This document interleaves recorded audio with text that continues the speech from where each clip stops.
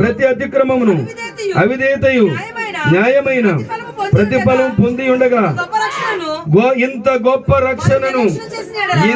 గొప్ప రక్షణను నిర్లక్ష్యము చేసిన ఎడల రేపు ఎలా తప్పించుకుంటావు? దేవుని స్తోత్రం.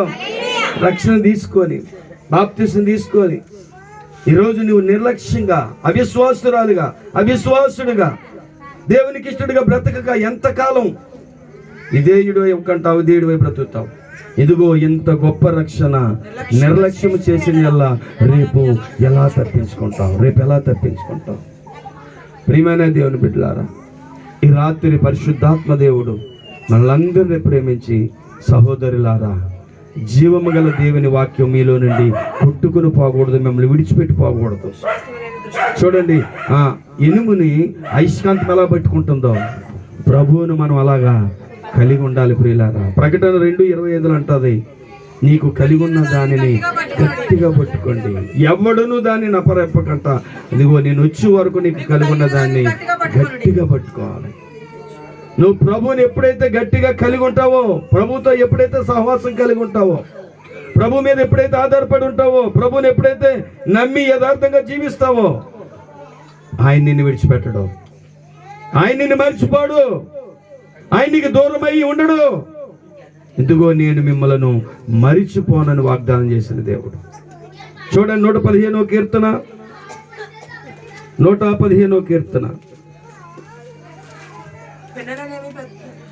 115వ కీర్తన ఉండండి నేను తీసుకునేవాడిని. యెహోవా మమ్మను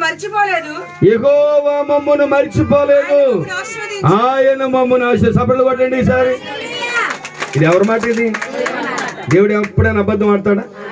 దేవుడు ఎప్పుడైనా మాట ఇచ్చి తప్పుతాడా? మనమన్నా అబద్ధం ఆడతాం కానీ, మనమన్నా లేదంటాం కానీ, ఉన్నా లేదంటాం, కలిగినా లేదంటాం, వచ్చినా లేదంటాం. అన్ని అప్పులేనండి, అన్ని కష్టాలేనండి. అందుకని వాక్యం చెప్తుంది, మనుషుడా ఏమి ఎత్తుతావో జాగ్రత్త సుమా. సహోదరుడా, దేవుడు మర్చిపోయేవాడు కాదు, కానీ మనమే మర్చిపోతున్నాం. యెహోవా మమ్మల్ని మర్చిపోలేదు, ఆయన మమ్మల్ని ఆశీర్వదించే దేవుడు కానీ ఆయన శపించే దేవుడు కాదండి. ఆయన దాటిపోయే దేవుడు కాదండి, విడిచిపోయే దేవుడు కాదండి, మర్చిపోయే దేవుడు కాదండి. యెహోవా మమ్మల్ని మర్చిపోలేదు. నిజంగా ప్రియులారా, నిజంగా మనం ఎంత ధన్యులం అండి. అదిగో జనవరి మాసం నుండి ఈ రోజు వరకు దేవుడు మనల్ని కాచి దాచి కాపాడుతున్నాడు. ఆయన మర్చిపోలేదు ప్రియులారా.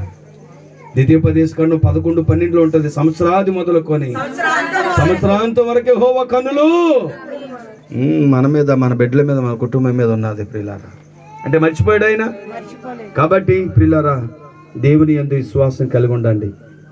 దేవుని మాట మీ హృదయంలో దాచుకోండి.